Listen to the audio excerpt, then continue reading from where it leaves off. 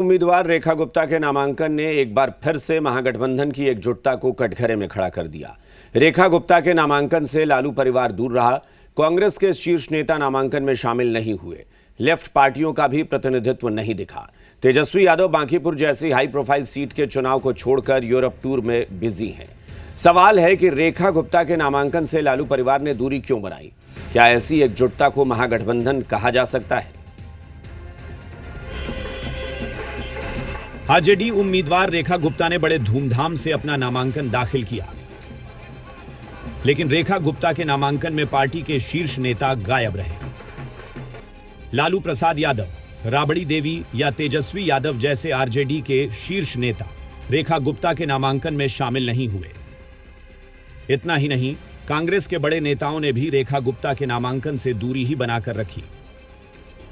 हां, स्थानीय स्तर के नेताओं की मौजूदगी जरूर रही। बावजूद आरजेडी प्रत्याशी रेखा गुप्ता को लगता है कि वो महागठबंधन एकजुट है। बांकीपुर में इस बार जीत पक्की है। हम लोग पिछली बार भी बहुत मजबूती से लड़े और इस बार भी पूरी मजबूती के साथ महागठबंधन लड़ेगी और हम लोग जीत कर आए। बिल्कुल बिल्कुल, लालू जी का, राबड़ी जी का, सबका, पूरे परिवार का आशीर्वाद है, पूरे महागठबंधन का आशीर्वाद है और जनता मालिक है, जनता का भी आशीर्वाद इस बार बनेगा। एक ओर एनडीए का यह शक्ति प्रदर्शन है, दूसरी ओर रेखा गुप्ता के नामांकन की यह तस्वीर देखिए। तेजस्वी यादव यूरोप टूर पर हैं। लालू परिवार ने रेखा गुप्ता को मानो कोई तवज्जो नहीं दिया। कांग्रेस या लेफ्ट पार्टियों के नेताओं ने नामांकन में जाने तक की जहमत नहीं उठाई। सवाल है कि रेखा गुप्ता के नामांकन से लालू परिवार ने क्यों बनाई दूरी? क्या तेजस्वी यादव के लिए यूरोप टूर है बहुत जरूरी? रेखा गुप्ता के नामांकन में कांग्रेस क्यों नहीं हुई शामिल? लेफ्ट पार्टियों के नेताओं की दूरी की वजह क्या है? क्या ऐसी एकजुटता को महागठबंधन कहा जा सकता है? हालांकि आरजेडी के नेताओं को लगता है कि बांकीपुर इस बार बदलाव को तैयार है। 40 साल का किला टूटेगा और राष्ट्रीय जनता दल जीतेगा। और जो महागठबंधन का स्वरूप है, इस बांकीपुर विधानसभा में पिछले 40 वर्षों से एक ही परिवार का कब्जा है और एक ही पार्टी का कब्जा है।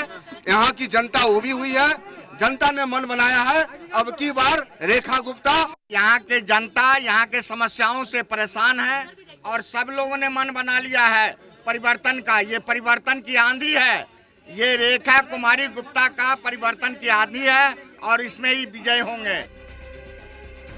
एक ओर एनडीए की पूरी सेना है, दूसरी ओर रेखा गुप्ता मानो अकेले मैदान में उतरी हो। शायद यही वजह है कि तेजस्वी यादव के नेतृत्व पर अब कार्यकर्ता तक सवाल उठाने लगे हैं। रुपेंद्र, जी मीडिया, पटना।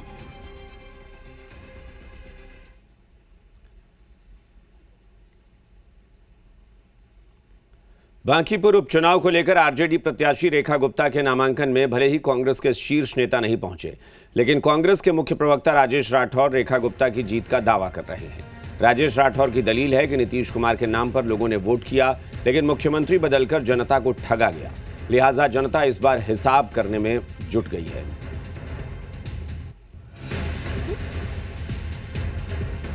बिहार के साथ भारतीय जनता पार्टी ने छल किया है। नीतीश कुमार के नाम पे वोट किया था, नीतीश कुमार को बंधक बना के सत्ता को हथियाया है, इसलिए बांकीपुर में भारी आक्रोश है। इसीलिए इंडिया गठबंधन के आरजेडी उम्मीदवार रेखा गुप्ता जी को बांकीपुर की जनता एक एक मत देकर लाखों मत से जिताएगी। और जिसको किला कहा जाता था भारतीय जनता